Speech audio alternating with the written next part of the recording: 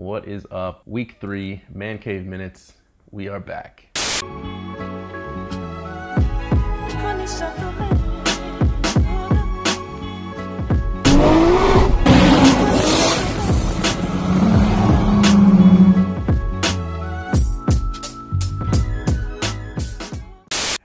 So I'm just gonna jump straight into this because I feel like I've dragged this out long enough. I'm just gonna play this clip of what's happening with the engine build. It's a really short clip, but it shows pretty much the essentials.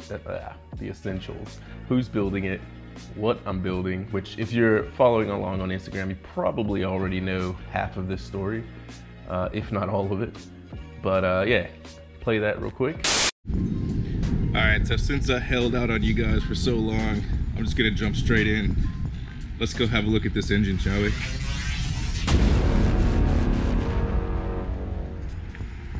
So,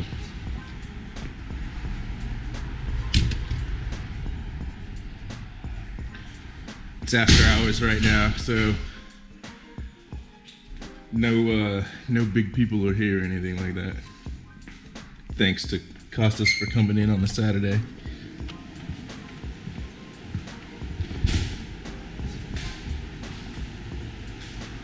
So we're gonna go in here and just check out my engine.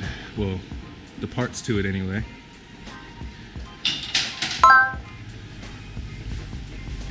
So we've got 3.2 J wrist pins, the thicker walls, the Nitto pistons, the rods with the ARP bolts. There we go. Dope. And then the Big Bertha 3.2 crank.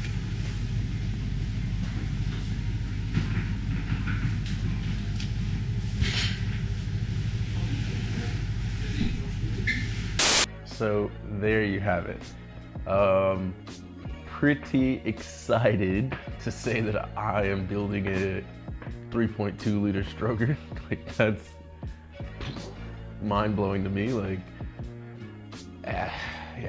I mean, don't get me wrong, I'm not like some uber rich dude or anything. I really don't want to mess the bottom end up. Like, if I'm building this thing, I want to build it right. Like I've said before, you know, if it means I've got to draw the build time out a little bit, then so be it. I'd much rather have a bulletproof bottom end, or as close as bulletproof as I can probably afford, than to sit here and slap stuff together. So here we are, RB32. I can definitely see this going overboard if cash flow allows, but I'm super excited, man. I cannot believe this is like a reality. So what is the build plans now that I've kind of completely gone massive setup? Well, originally I wanted to do an RB30 with a 6870, just because I wasn't chasing numbers, and I'm still not. I wasn't chasing big power or anything like that.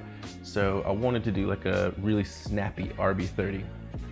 Now, I haven't reviewed an RB30 yet, so I'm not too sure how they drive off boost. I've only been passenger in an RB32 and an RB30. So I have an idea, but I don't know what it feels like from behind the wheel. So maybe I'll get to do a review for an RB30 soon, but if not, so be it. Yeah, so build plans. I think ideally, if you know, budget allowed, I think, you know, it'd be 3.2, which is already happening, full, like, big head, shimless setup, turbo to support, I don't know, maybe a 1200 horsepower turbo, but I would be probably reaching for the 1,000 mark. And this is like ultimate build for me, so probably not what's gonna happen, but that's where I wanna be at. And I say that number just because, you know, I want something, one, that's gonna be at least semi-competitive around here, because I plan on doing every single event, every Cars and Coffee, every roll racing event, you know, I plan on going to the drag strip once and getting kicked out, but I'll be damned if I don't go to there and run at least 5 or 6 60-footers just so that I can nail it. Because if I'm gonna get kicked out for a pass, I'm getting fucking kicked out for a good pass. So yeah, that's definitely coming. I guess the time that it's gonna take me to complete the build, I don't know. I mean, I could end up winning the lottery tomorrow, you know, like, I don't know. I would ideally like to have it finished sometime later in the year, but I've got my own kind of things happening in the background, and, you know, adult life gets in the way. So, well, not gets in the way, but cars get in the way of adult life. So it's, you know, gotta kind of play it by ear. But I digress from that. The headlight wrap that we left off on last week, I'll just quickly show you guys that, so bear with me for the shaky kind of footage here for a second. So as you can see, it's pretty good. Actually, I'd say it's pretty damn good. Just a vinyl that you just put soap on the headlight and put it down, and it looks great. Looks pretty much OEM. Headlight wrap came out pretty good. Pretty happy with that one. Oh, shirts. So the shirts have been doing pretty good. I'm happy with that. I've released a little Nismo version of a hoodie, and that's been doing pretty damn well. So just keep an eye on the links below for the 2 shops that I'm running. I add stuff to them all the time. Check them out. All that stuff helps to, you know, get better camera gear, finish this thing, and provide better content for you guys. So definitely check that stuff out. I'm probably gonna put something in the description as well for like a mailing address or something. But that fridge back there, I'm trying to fill that thing up with stickers. So if you got stickers or anything like that, look in the description. There's a mailing address there. Just send them. I'll stick them up there. Going back to the workshop and build, I guess one of the questions I'm probably going to get asked in the comments is why I chose CRD. And I think it's a pretty easy question to answer. There was only really 3 workshops that I was going to go to do the engine build. Because like I said before, it's not something that I wanted to tackle. If I'm going to be spending that much money on the engine, I want to make sure it's done right, and it's just not something I'm comfortable with tackling. Could I do it? Probably. Just not comfortable, and I just don't want to leave that to chance. So why I chose them is there's a lot of workshops out there, but there's not a lot of workshops that build, tune, and race in almost every discipline in motorsport. And CRD and the few other shops that I had kind of pegged to do a build all did that.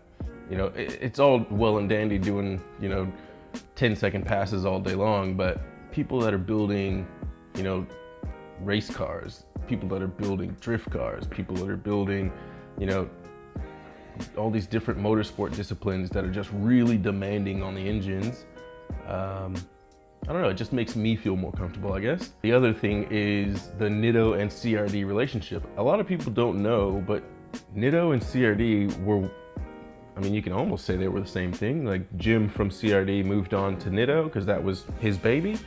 And Nitto kind of went its separate way. CRD's gone its separate way. So they've been in the game a long time. They know what they're doing. You know, every shop has its horror stories and bad eggs and stuff like that. And, you know, I've gotten a lot of messages from people, you know, good and bad, about the workshop that I've chose. And look, at the end of the day, I feel comfortable, and that's what matters. So the other thing that I'm going to talk about real quick is workshop drama. I hate that crap. Yes, my car is being built at CRD, but I mean, as of right now, like, I'm not sponsored by anyone. So, you know, I have no obligation to sit there and shout them out on all my videos or, like, you know, all this other stuff. I'm very appreciative that I have the ability to go to them and have it built, but I'm not gonna sit here and you know, flog another workshop over the camera, and for what, you know? Like, there's no need to do that. So one other thing is the gearbox. What do I plan on using for Gearbox? I don't know. Like, I really don't know at this stage. I don't think I'm gonna go the 6-speed route just because, like I said, it's just too many gear changes for me. Not really my style, and the price is just too much for a second-hand gearbox. That's to me out of the question.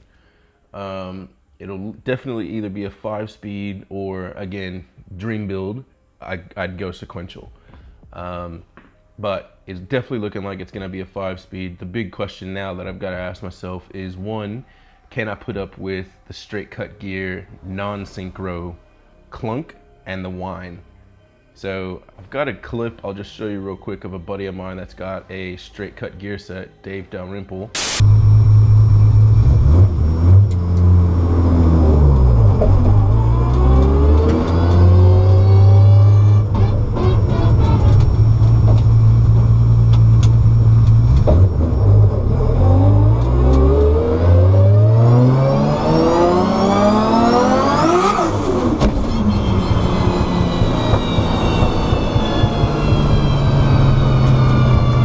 In his race car, he's got a PPG 1-to-5 straight cut gear set. I don't know if I could put up with that all the time. Like, I drive my car a lot. That would annoy the shit out of me. So, yeah, I don't know about that one. The other thing is I could go a synchro straight cut gear set, and there's a few companies that make it. So I don't know which way I'll go just yet. I'm really just focusing on the engine right now. Like, once I get the bottom end all done and you know, on an engine stand, I'll be happy and ready to go.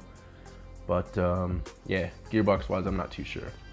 So last but not least, you may have noticed I've put a new playlist on the channel called the Uncut series, GTR Life Uncut basically.